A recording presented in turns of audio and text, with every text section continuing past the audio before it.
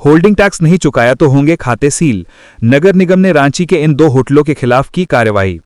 Holding tax की अदायगी से बच रहे प्रतिष्ठानों पर रांची नगर निगम ने बड़ा शिकंजा कस दिया है। निगम की राजस्व शाखा ने होटल रेडियंट और A1 गेस्ट हाउस के खिलाफ बैंक खाते फ्रीज करने की प्रक्रिया शुरू कर दी है। दोनों को लंबे समय से बकाया भुगतान के संबंध में कई नोटिस दिए गए थे, लेकिन कोई प्रतिक्रिया नहीं मिली। निगम अधिकारियों के मुताबिक 11 दिसंबर 2024 को झारखंड नगर पालिका संपत्ति कर निर्धारण और वसूली नियमों के तहत दोनों प्रतिष्ठानों को नोटिस जारी किया गया था। इसके बाद 12 दिसंबर को उनकी मापी यानी मेजरमेंट की गई और डिमांड की कॉपी भी अस्थायी धारकों को थमा दी गई थी। बावजूद इसके अब तक निगम कार्यालय में 1 रुपए का भी भुगतान जमा नहीं हुआ। होल्डिंग टैक्स नहीं जमा करने पर नगर निगम ने झारखंड नगर पालिका अधिनियम 2011 की धारा 184 के के तहत दोनों धृति धारकों के बैंक खाते और अन्य वित्तीय लेनदेन फ्रीज करने को लेकर लीड डेवलपमेंट मैनेजर को पत्र भेज दिया है। नगर निगम ने आम नागरिकों से अपील की है कि समय रहते अपना होल्डिंग टैक्स जमा करें ताकि उन्हें ऐसी कठोर कार्रवाई का सामना ना करना पड़े। रामगढ़ में होगा 101 गरीब बेटियों का सामूहिक विवाह, 8 फरवरी को होगा भव्य आयोजन।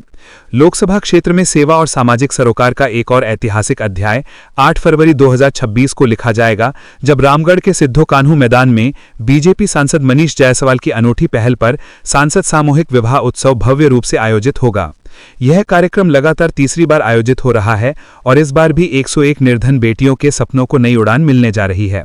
सांसद मनीष जायसवाल ने इस सेवा कार्य की शुरुआत साल 2024 में की थी, जब हजारीबाग के DPS स्कूल में 25 गरीब बेटियों का विवाह कराया गया था।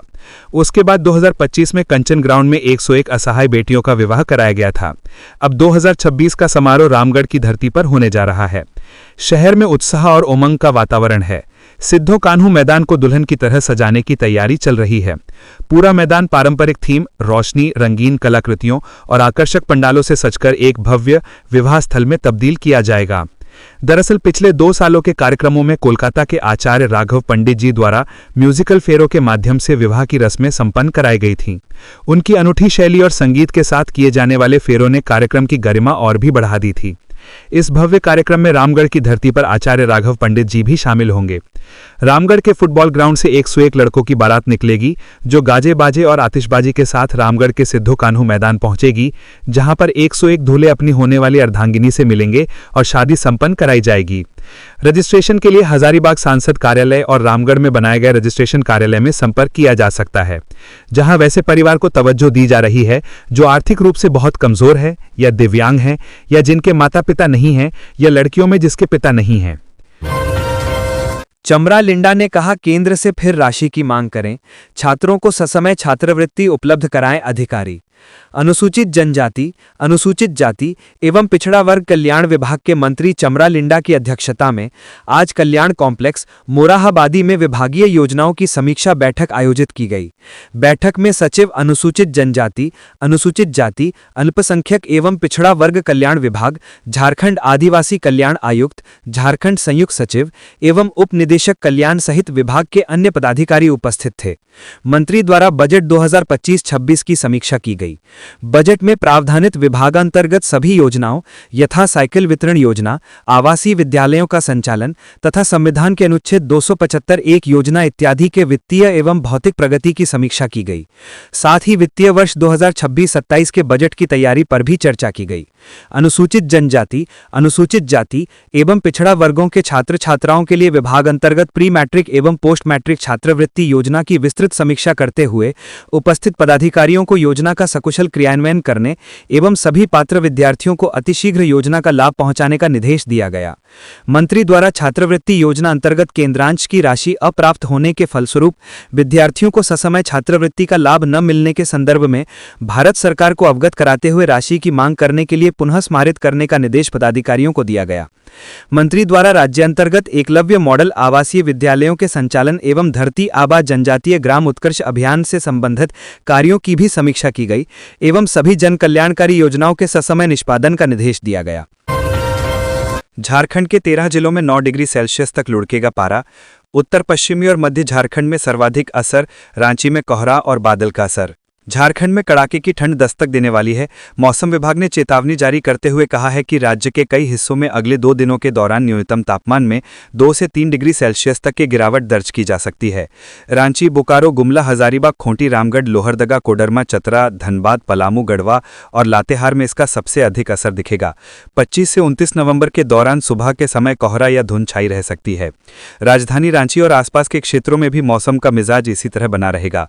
25 से 29 नवंबर तक सुबह के समय घना कोहरा या हल्की धुंध छाई रह सकती है। यहां अधिकतम तापमान 30 डिग्री सेल्सियस से 24 डिग्री सेल्सियस और न्यूनतम 9 डिग्री से 12 डिग्री सेल्सियस के बीच रहने का अनुमान है। 30 और 1 दिसंबर को भी सुबह की ठंड में बढ़ोतरी होगी और आसमान आंशिक रूप से बादलों से ढका रहेगा। मौसम वैज्ञानिकों ने लोगों को सुबह शाम विशेष सावधानी बरतने की सलाह दी है।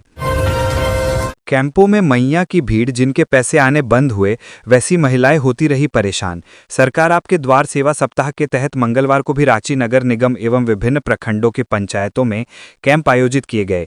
कैंप में मैया सम्मान योजना की वैसी महिलाओं की भीड़ उमड़ रही है जिन्होंने फॉर्म भरा, कुछ महीने पैसे आए और फिर आने बंद हो गए। ऐसी महिलाएं परेशान दिखी और आधार कार्ड एवं फॉर्म लेकर उसे एक टेबल से दूसरे टेबल चेक करवाती नजर आईं। ऐसी स्थिति रांची नगर निगम क्षेत्र के करीब हर कैंप में नजर आई। हालांकि कार्यक्रम के तहत मंगलवार को विभिन्न कैंपों में कई लोग लाभान्वित भी हुए। लोगों को एक ही छत के नीचे पेंशन, आवास, धोती, साड़ी, दाखिल खारिज, आधार, पैन, स्वास्थ्य सुविधाएं सहित सैकड़ों योजनाओं का लाभ मिला। डीसी मंजुनाथ भजंत्री ने कहा कि कोई भी पात्र व्यक्ति योजनाओं के लाभ से वंचित ना रहे, इसके लिए जिला प्रशासन पूरी तरह कटिबद्ध है। 28 नवंबर तक जिले के बचे सभी पंचायतों एवं वार्डों में भी इसी प्रकार विशाल जनसेवा शिविर आयोजित किए जाएंगे। उन्होंने रांची की आम जनता से अपील किया कि वे निकटतम शिविर में अवश्य पहुंचे और अपना और अपने परिवार का हक प्राप्त करें। प्रशासक सुशांत गौरव ने मंगलवार को वार्ड 16, वार्ड कार्यालय करबला चौक तथा वार्ड 21 पुराने रांची बड़ा तालाब के समीप लगे शिविरों का निरीक्षण किया। मौके पर उन्होंने नागरिकों से उनकी समस्याओं की जानकारी ली और अधिकारियों को सभी आवेदनों का त्वरित एवं पारदर्शी निष्पादन सुनिश्चित करने के निर्देश दिए। इन शिविर में कुल 268 आवेदन आए। आपकी योजना, आपकी सरकार, आपके द्वार। एक ही दिन में लाखों लोगों तक पहुंची सरकारी सेवाएं। रांची में मेगा ड्राइव। झारखंड राज्य के रजत जयंती वर्ष में रांची जिले के विभिन्न स्थानों पर आपकी योजना, आपकी सरकार, आपके द्वार कार्यक्रम के तहत विशाल जन सेवा शिविरों का आयोजन हुआ। इन शिविरों में लाखों लोगों ने एक ही छत के नीचे पेंशन, आवास, धोती, साड़ी, दाखिल खारिज, प्रमाण पत्र, आधार, पैन, स्वास्थ्य जांच जैसी सैकड़ों योजनाओं का लाभ प्राप्त किया। यह अब तक का सबसे बड़ा जन सेवा अभियान रहा, जिसमें ग्रामीण पंचायतों से लेकर नगर निगम के वार्डों तक 100 से अधिक जगहों पर सुबह से शिविर लगते ही भारी भीड़ उमड़ पड़ी। एक ही स्थान पर 20 से अधिक विभागों की जानकारी, आवेदन, ऑन द स्पॉट स्वीकृति और परिसंपत्ति वितरण होने से लोगों में उत्साह का माहौल दिखा। सुबह 10 बजे शुरू हुए शिविर शाम तक जारी रहे और हजारों लाभुकों के चेहरे पर संतोष और राहत स्पष्ट दिखाई दी। उपायुक्त रांची मंजुनाथ भजंत्री ने कहा, रजत जयंती वर्ष झारखंड के लिए गर्व और संकल्प का साल है। आपकी योजना, आपकी सरकार, आपके द्वार इस संकल्प को जमीनी रूप देता है। आज लोगों की भारी भागीदारी दिखाती है कि हम सही दिशा में तेजी से बढ़ रहे हैं। रांची जिला प्रशासन ने कहा कि कोई भी पात्र नागरिक योजना से वंचित न रहे। इसके लिए 28 नवंबर 2025 तक शेष पंचायतों और वार्डों में भी इसी तरह विशाल शिविर लगाए जाएंगे। जिला प्रशासन ने आम जनता से अपील की है कि निकटतम शिविर में पहुंचकर अपने अधिकारों का लाभ अवश्य उठाएं। झारखंड के इस जिले में बनेगा नया एयरपोर्ट, जमीन की जांच करने पहुंची टीम। ग्रीनफील्ड हवाई अड्डा नीति के तहत साहिबगंज अंचल के हाजीपुर दियारा के साथ भीठा में डोमेस्टिक एयरपोर्ट और एयर कार्गो हब निर्माण को प्री फिजिबिलिटी स्टडी के लिए भारतीय विमानपत्तन प्राधिकरण नई दिल्ली की 6 सदस्यीय टीम मंगलवार की रात करीब 10:30 बजे यहां पहुंची। टीम का नेतृत्व प्राधिकरण की मेघा रोहिल्ला कर रही हैं। टीम के सदस्यों को नए सर्किट हाउस में ठहराया गया है। डीसी हेमंत सती ने प्राधिकरण की टीम को प्री फिजिबिलिटी स्टडी के लिए स्थल निरीक्षण कराने एवं आवश्यक जानकारी उपलब्ध कराने के लिए अपर समाहर्ता गौतम कुमार भगत और सदर सीओ बासुकीनाथ टुडू को प्राधिकृत किया है। अपर समाहर्ता ने बताया कि भारतीय विमानपत्तन प्राधिकरण की टीम बुधवार को सुबह 10:30 बजे एयरपोर्ट के लिए चिन्हित स्थल का निरीक्षण करेगी। उन्होंने बताया कि यहां डोमेस्टिक एयरपोर्ट और एयर कार्गो हब निर्माण के लिए 494.30 एकड़ भूमि चिन्हित कर लिया गया है। इसमें सरकारी व रैयती दोनों तरह की भूमि है। टीम एयरपोर्ट निर्माण को प्री फिजिबिलिटी स्टडी के लिए प्रस्तावित भूमि का निरीक्षण कर तकनीकी पहलुओं की जांच करेगी। जांच के क्रम में एयरपोर्ट के प्रस्तावित जमीन के आसपास पहाड़ी, घना जंगल और वन भूमि है या नहीं, आसपास बर्ड सेंचुरी है या नहीं, राजस्व भूमि आदि की जांच करेगी। प्रस्तावित एयरपोर्ट को समदा में स्थित मल्टी मॉडल बंदरगाह से जोड़ने की योजना है। इस काम में प्रस्तावित मरीन ड्राइव कड़ी का काम करेगा। दरअसल दिल्ली, मुंबई, मध्य प्रदेश, राजस्थान, पंजाब, हरियाणा आदि से हवाई मार्ग से कार्गो के माध्यम से सीधे यहां माल भेजा जाएगा। यहां से सड़क, रेल व बंदरगाह के रास्ते सीधे उसे यूपी, बिहार और बंगाल के विभिन्न शहरों में भेज दिया जाएगा। टाटानगर स्टेशन से 90 किलोमीटर दूर पुरुलिया में 80 वर्ष पुराने एयरपोर्ट से जल्द 19 सीटर विमान उड़ान भरेंगे। पश्चिम बंगाल सरकार ने पुरुलिया में स्थित हवाई पट्टी को विकसित करने की योजना से सर्वे भी कराया है। पुरुलिया में एयरपोर्ट बनने से जमशेदपुर समेत धनबाद और बोकारो के यात्रियों को भी हवाई सेवा की सुविधा मिल सकती है, क्योंकि तीनों शहर पुरुलिया के नजदीक हैं। शहीद सोबरन सोरेन के शहादत दिवस समारोह में शिरकत करेंगे सीएम हेमंत। डीसीएसपी ने कार्यक्रम स्थल का किया निरीक्षण। दिवंगत दिशोम गुरु शिबू सोरेन के पिता और झारखंड के मुख्यमंत्री हेमंत सोरेन के दादा सोबरन सोरेन का 68वां शहादत दिवस रामगढ़ जिले के गोला प्रखंड के बरलंगा लुकैया टांड में 27 नवंबर को मनाया जाएगा। प्रत्येक वर्ष शहादत दिवस पर नेमरा गांव अंतर्गत लुकैया टांड में कार्यक्रम आयोजित किया जाता है, जिसमें हजारों की संख्या में लोग श्रद्धांजलि देने के लिए पहुंचते हैं। 27 नवंबर को सोबरन सोरेन के शहादत दिवस पर सूबे के मुख्यमंत्री हेमंत सोरेन, गांडेय विधायक कल्पना सोरेन सहित कई विधायक और नेता शिरकत करेंगे। कार्यक्रम को लेकर भव्य पंडाल बनाया जाएगा, साथ ही सुरक्षा के पुख्ता इंतजाम किए जाएंगे। इसे लेकर मजिस्ट्रेट के साथ साथ पुलिस बलों की तैनाती की जाएगी।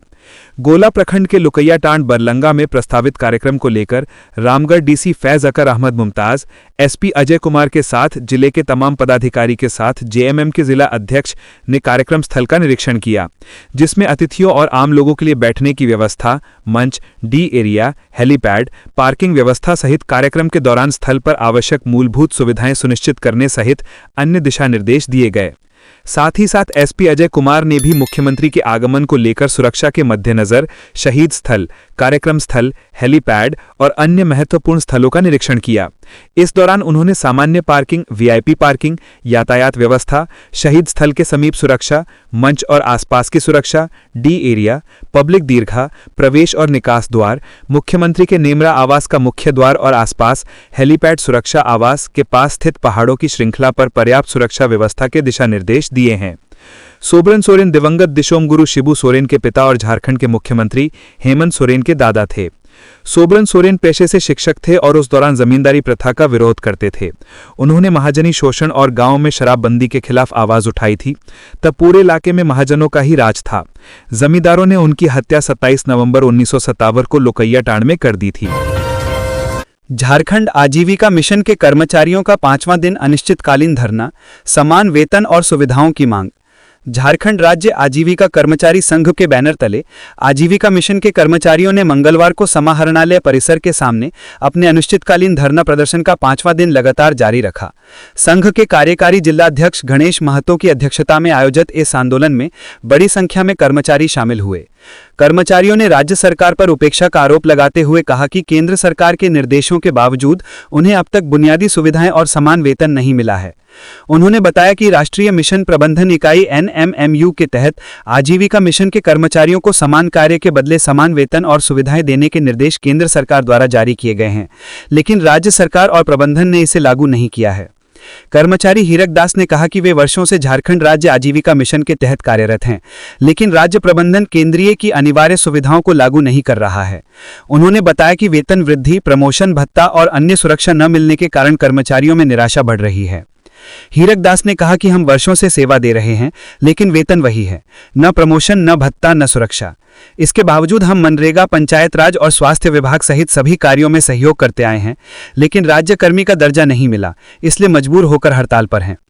कर्मचारी शशिराज लाल और कृष्ण कुमार ने बताया कि अन्य राज्यों में आजीविका मिशन के कर्मचारियों को वेतन वृद्धि और महंगाई भत्ता मिलता है, जबकि झारखंड में यह लंबित है। उन्होंने कहा कि गृह जिले में सेवा देने का निर्देश भी पालन में नहीं लाया गया। कर्मचारियों ने कहा कि बार बार अनुरोध के बावजूद सरकार उनके मुद्दों पर गंभीर नहीं है। राज्य भर में हजारों कर्मचारी आर्थिक असुरक्षा में काम कर रहे हैं। उनका कहना है कि आजीविका मिशन गरीबों और महिलाओं के सशक्तिकरण के लिए महत्वपूर्ण परियोजना है, लेकिन स्वयं इसके कर्मचारियों को बुनियादी अधिकार नहीं मिल रहे हैं। रात 10 बजे के बाद डीजे बजा तो होगी कार्रवाई। ध्वनि प्रदूषण पर दुमका प्रशासन की सख्ती। दुमका जिले में वर्तमान में शादी विवाह का जबरदस्त सीजन चल रहा है। ऐसे में डीजे के तेज साउंड से लोगों का जीना मुश्किल हो गया है। खास तौर पर जिनका आवास विवाह भवन के आसपास है, उन्हें काफ़ी परेशानियों का सामना करना पड़ रहा है। वे लोग लगातार जिला प्रशासन से इस पर रोकथाम की मांग कर रहे हैं। ऐसे में दुमका जिला प्रशासन ने डीजे को लेकर सख्ती दिखाते हुए आवश्यक दिशा निर्देश जारी किए हैं। शादी विवाह में डीजे से उठे शोर ने अधिकारियों के साथ साथ आम जनता को परेशान कर दिया है। मामले को जिला प्रशासन ने गंभीरता से लिया और जनहित में तत्काल इस पर रोक लगाने का आदेश जारी किया है।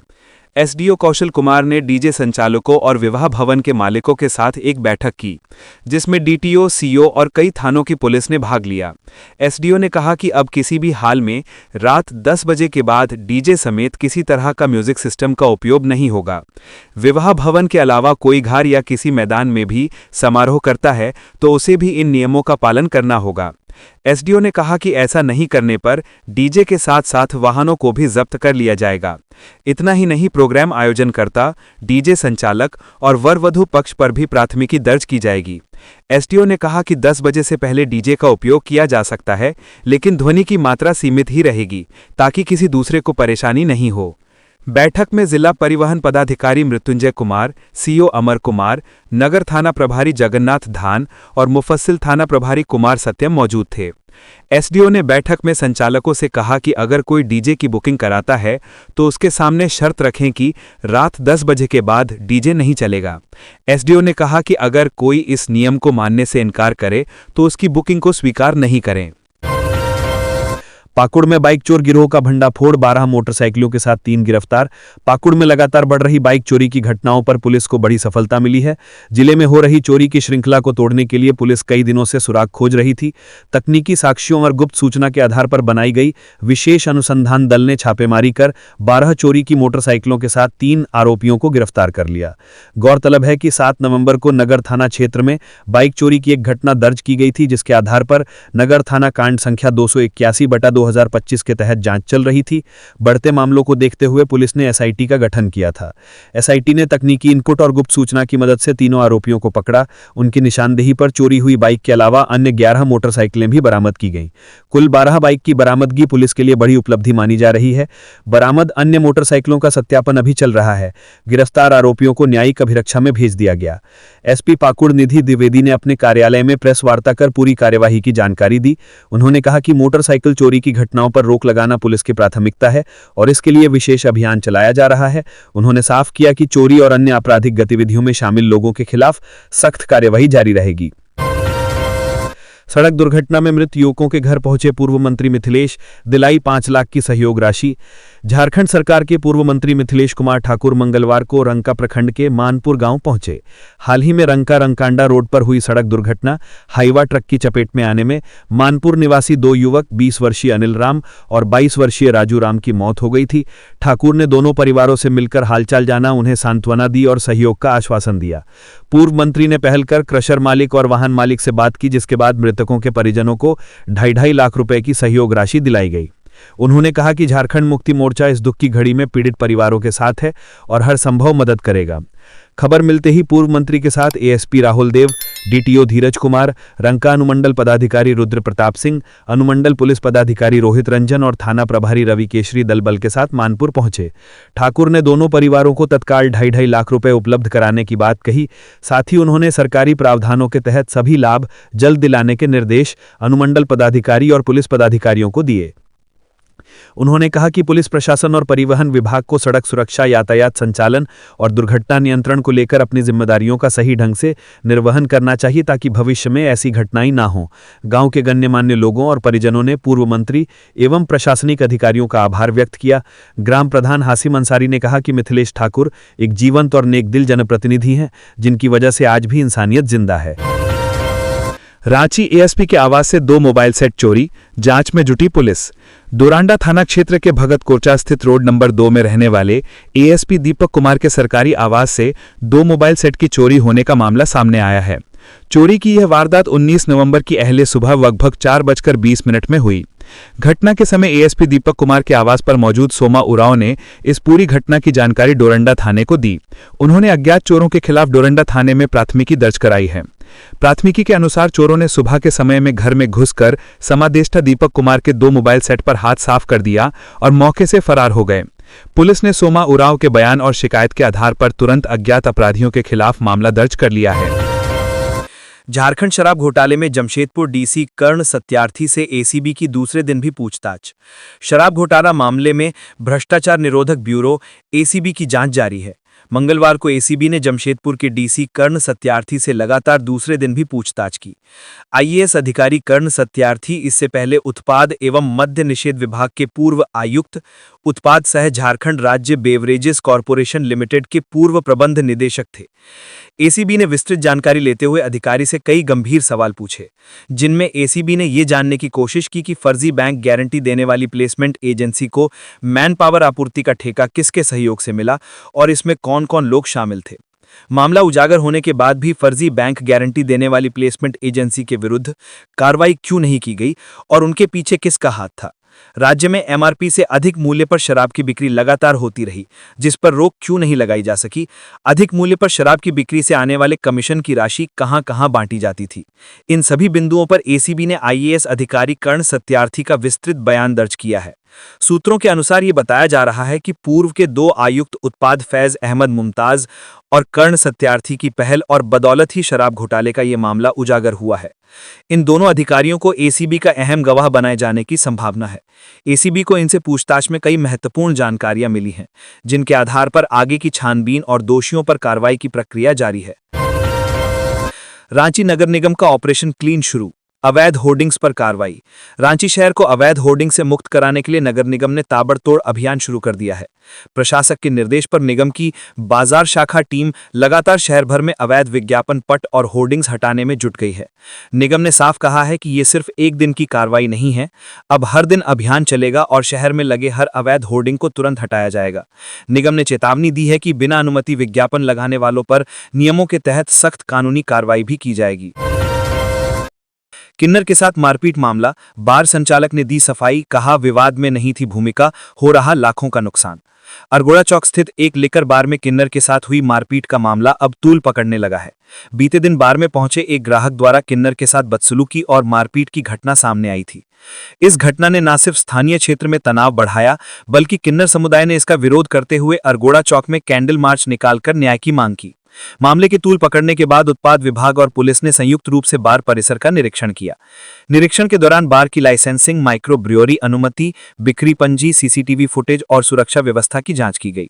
सीसीटीवी फुटेज में यह स्पष्ट हुआ कि एक ग्राहक ने बार के भीतर किन्नर के साथ दुर्व्यवहार किया।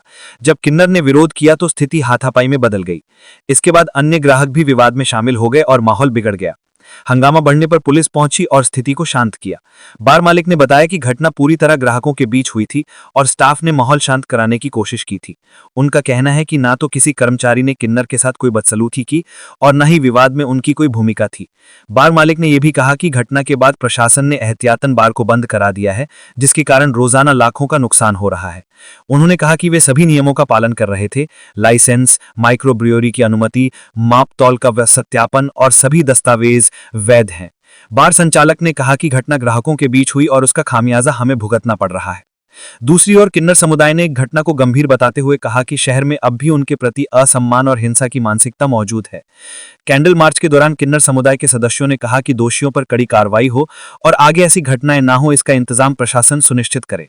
उत्पाद विभाग ने बार के स्टोर रूम और माइक्रो ब्रियोरी के एग्जिट पॉइंट को सील कर दिया है। बार संचालक से स्पष्टीकरण भी तलब किया गया है। अधिकारियों का कहना है कि पूरे मामले की जांच की जा रही है और रिपोर्ट के आधार पर आगे की कार्रवाई की जाएगी। घटना ने सुरक्षा व्यवस्था, बार संचालन और संवेदनशील समूहों के प्रति व्यवहार को लेकर कई सवाल खड़े कर दिए हैं। प्रशासन की भूमिका पर भी स्थानीय लोगों की निगाहें टिकी हुई हैं। रांची में ऑटो व्यवस्था चरमराई, सिर्फ 3 ऑटो स्टैंड, सड़कें बनी अस्थायी स्टैंड। शहर में रोजाना हजारों लोग अपने रोजमर्रा के कामों के लिए ऑटो का सहारा लेते हैं, लेकिन हैरानी की बात यह है कि पूरे शहर में ऑटो की संख्या तो हजारों में है, पर इनके लिए सिर्फ 3 ऑटो स्टैंड बनाए गए हैं।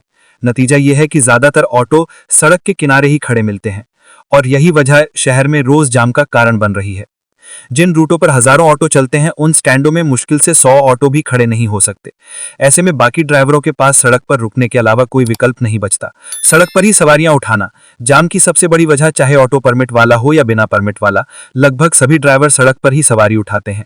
जगह जगह अचानक ब्रेक लगाकर ऑटो रोक दिया जाता है। इससे पूरे शहर में ट्रैफिक की हालत खराब रहती है और आम लोग रोज परेशानी झेलते हैं।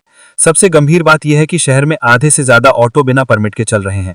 प्रशासन की लापरवाही का अंदाजा इसी से लगाया जा सकता है कि बिना परमिट वाले ऑटो पर कोई सख्त कार्रवाई नहीं होती। कभी कभार अभियान चलता है पर पैसे लेकर गाड़ी छोड़ दी जाती है। वहीं दूसरी ओर कुछ अधिकारी इस व्यवस्था से खुश हैं क्योंकि जेब गर्म होने की बात सामने आती रहती है। नगर निगम और प्रशासन दोनों की जिम्मेदारी। शहरवासियों का सवाल बिल्कुल सीधा है, क्या ऑटो स्टैंड पर पानी और शौचालय जैसी बुनियादी सुविधाएं नहीं होनी चाहिए? जब तक नगर निगम स्टैंड की संख्या नहीं बढ़ाएगा और प्रशासन बिना परमिट वाले ऑटो पर सख्ती नहीं करेगा, तब तक रांची की सड़कें इसी तरह जाम में डूबी रहेंगी। गुमला में सिसाई रोड पर पेड़ों की कटाई छटाई का कार्य पूरा, यातायात सुगम बनाने के लिए प्रशासन सक्रिय। गुमला उपायुक्त प्रेरणा दीक्षित के निर्देश पर मंगलवार को नगर परिषद की टीम ने सिसई रोड में सड़क किनारे स्थित पेड़ों की कटाई और छटाई का कार्य सफलतापूर्वक पूरा किया। यह कार्रवाई सड़क सुरक्षा बढ़ाने, यातायात को सुगम बनाने और रात्रि में दृश्यता सुधारने के उद्देश्य से की गई। नगर परिषद के कार्यपालक पदाधिकारी ने बताया कि सड़क के दोनों ओर पेड़ों की अत्यधिक बढ़ी हुई डालियां यातायात में बाधा पैदा कर रही थीं। छटाई के बाद अब मार्ग अधिक सुव्यवस्थित दिखेगा और स्ट्रीट लाइट की रोशनी भी समान रूप से सड़क पर पड़ेगी। इससे रात्रि में वाहन चालकों और पैदल यात्रियों के लिए आवागमन अधिक सुरक्षित होगा तथा दुर्घटनाओं की आशंका कम होगी। उन्होंने बताया कि घनी टहनियां बड़े वाहनों की आवाजाही में भी अवरोध उत्पन्न कर रही थीं, जिसके कारण कई बार ट्रैफिक जैम की स्थिति बनती थी। पेड़ों की सफाई और छटाई के बाद अब सिसई रोड पर यातायात का प्रवाह अधिक सहज और निर्बाध रहने की संभावना है। भूयांडी में पानी कनेक्शन काटने आई UISL की टीम का विरोध, विधायक पूर्णिमा साहू के हस्तक्षेप से मामला हुआ शांत। जमशेदपुर पूर्वी विधानसभा क्षेत्र के भूयांडी स्थित कल्याण नगर बस्ती में मंगलवार को पानी कनेक्शन को लेकर विवाद उत्पन्न हो गया। सड़क, बिजली और अन्य नागरिक सुविधाओं से सुसज्जित इस बस्ती में कई परिवारों के पास टाटा स्टील UISL पूर्व में जुस्को के वैध कनेक्शन हैं, जबकि कुछ लोगों के आवेदन अभी लंबित थे। इस बीच UISL वाटर डिपार्टमेंट की टीम सरकारी अधिकारियों के साथ पहुंची और पानी की लाइन काटने की प्रक्रिया शुरू करने लगी, जिसके विरोध में स्थानीय लोग उग्र हो गए। सूचना मिलते ही जमशेदपुर पूर्वी विधायक पूर्णिमा साहू ने तुरंत हस्तक्षेप किया। उन्होंने पहले UISL वाटर डिपार्टमेंट के हेड संजीव झा से फोन पर बात की और उसके बाद SDO से भी चर्चा की। मामले के समाधान हेतु विधायक ने अपने प्रतिनिधि गुंजन यादव को मौके पर भेजा। मौके पर पहुंचे विधायक प्रतिनिधि, टाटा स्टील UISL के अधिकारी, प्रशासन की ओर से नियुक्त मजिस्ट्रेट और स्थानीय युवा उपस्थित थे। शांतिपूर्ण वार्ता के बाद स्थिति को नियंत्रित किया गया। विधायक प्रतिनिधि गुंजन यादव ने बताया कि विधायक की सक्रियता के परिणाम स्वरूप निर्णय लिया गया है कि 25 दिसंबर तक किसी भी पानी कनेक्शन को नहीं काटा जाएगा। TS UISL प्रबंधन ने यह भी आश्वासन दिया कि जिन लोगों ने कनेक्शन के लिए आवेदन दिया है उन्हें दस्तावेजों के सरलीकरण के बाद वैध कनेक्शन उपलब्ध कराया जाएगा। जिन परिवारों ने अभी तक आवेदन नहीं दिया है उनके लिए कल्याण नगर में विशेष कैंप आयोजित किया जाएगा। इसकी जानकारी गुरुवार से माइकिंग और भाजपा कार्यकर्ताओं के सहयोग से बस्तीवासियों तक पहुंचाई जाएगी। गोइलकेरा में अवैध लैब पर SDO की कार्रवाई, लैब सील कर जब्त किए गए कागजात और उपकरण। पश्चिमी सिंहभूम के गोइलकेरा में मंगलवार दोपहर को चक्रधरपुर SDO श्रुति राज ने एक गैरकानूनी ढंग से चल रहे लैब को सील कर दिया। ये लैब गोइलकेरा के बिरसा टोली के पास मेन रोड स्थित लाडो डायग्नोसिस नामक पैथोलॉजी सेंटर पर चलाया जा रहा था। SDO ने इस अवैध लैब पर छापेमारी कर उसे सील किया और लैब के सभी कागजात, सैंपल, जांच किट समेत अन्य सामग्री जब्त कर ली। बताया जा रहा है कि ये लैब सामुदायिक स्वास्थ्य केंद्र गोइलकेरा के लैब टेक्नीशियन अजित प्रसाद द्वारा चलाया जा रहा था और इसे चक्रधरपुर के पैथोलॉजी सेंटर से कनेक्ट किया गया था। गौरतलब है कि ये लैब पहले भी विवादों में रह चुका है।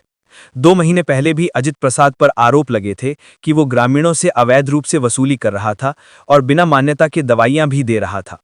हालांकि उस समय मामले को रफा दफा कर दिया गया था। अब इस नई कार्रवाई से गोइलकेरा के झोलाछाप डॉक्टरों और अवैध क्लिनिक संचालकों में हड़कंप मच गया है। SDO श्रुति राज ने गोइलकेरा की प्रभारी चिकित्सा पदाधिकारी डॉक्टर जयश्री को निर्देश दिए हैं कि वो इलाके में चल रहे अन्य अवैध क्लिनिकों की भी जांच करें। मौके पर गोइलकेरा BDO विवेक कुमार, थाना प्रभारी विक्रांत मुंडा और अन्य अधिकारी भी उपस्थित थे। भुयांडी भिलाई पहाड़ी 4 लेन सड़क और पुल निर्माण का कार्य 10 दिनों में होगा शुरू। विधायक पूर्णिमा साहू ने की समीक्षा। जमशेदपुर पूर्वी विधानसभा क्षेत्र में अधोसंरचना विकास को एक बड़ा प्रोत्साहन मिला है। भुयांडी लिट्टी चौक से भिलाई पहाड़ी NH 33 तक 4 लेन सड़क और स्वर्णरेखा नदी पर 4 लेन पुल निर्माण की महत्वाकांक्षी परियोजना को स्वीकृति दे दी गई है। कुल 39,91,72,857 की लागत से बनने वाली यह योजना वर्ष 2024-25 के 11 SBD के अंतर्गत स्वीकृत हुई है। परियोजना में 242 मीटर लंबे पुल का निर्माण किया जाएगा, जबकि पहुंच पथ की लंबाई 3.453 किलोमीटर तय की गई है। इस प्रकार संपूर्ण परियोजना की कुल लंबाई 3.695 किलोमीटर होगी। परियोजना के पूरा होने पर क्षेत्र की यातायात व्यवस्था सुगम होगी और आवागमन में लोगों को बड़ी राहत मिलेगी। परियोजना की प्रगति की समीक्षा को लेकर मंगलवार को जमशेदपुर पूर्वी की विधायक पूर्णिमा साहू ने एग्रीको स्थित अपने आवासीय कार्यालय में जमशेदपुर पथ प्रमंडल के अधीक्षण अभियंता सह कार्यपालक अभियंता दीपक सहाय से विस्तृत विमर्श किया। उन्होंने कार्य में हो रही देरी पर नाराजगी बताई और अधिकारियों को शीघ्र निर्माण प्रक्रिया शुरू करने का निर्देश दिया। विधायक ने संबंध में पथ निर्माण विभाग के सचिव से भी फोन पर बातचीत कर परियोजना को गति देने का आग्रह किया। इस दौरान अधीक्षण अभियंता दीपक सहाय ने आश्वस्त किया कि अगले 10 दिनों के भीतर विधायक की मौजूदगी में परियोजना का विधिवत शुभारंभ कर दिया जाएगा। विधायक पूर्णिमा साहू ने कहा कि सड़क और पुल निर्माण से भारी वाहनों के लिए वैकल्पिक मार्ग उपलब्ध होगा, जिससे शहर के भीतर ट्रैफिक दबाव कम होगा। उन्होंने कहा कि पूर्वी विधानसभा क्षेत्र के सर्वांगीण विकास के लिए वे सतत प्रयासरत हैं और प्रत्येक स्वीकृत योजना पर निगरानी रख रही हैं। ज्ञात हो कि इस योजना को विधायक ने बीते विधानसभा सत्र में मजबूती से उठाया था और तब से वे पथ निर्माण विभाग के अधिकारियों से लगातार संपर्क में थीं। तो ये थी आज की झारखंड की टॉप बड़ी खबरें। इसी तरह झारखंड की हर छोटी सी बड़ी खबर देखने के लिए आप हमारे चैनल 24 झारखंड न्यूज को सब्सक्राइब करके बेल आइकन प्रेस कर ले, जिससे झारखंड की हर छोटी सी बड़ी खबर की अपडेट आप तक पहुंचता रहे। तो आज के लिए बस इतना ही। हमें दीजिए इजाजत, फिर मिलते हैं नेक्स्ट न्यूज में।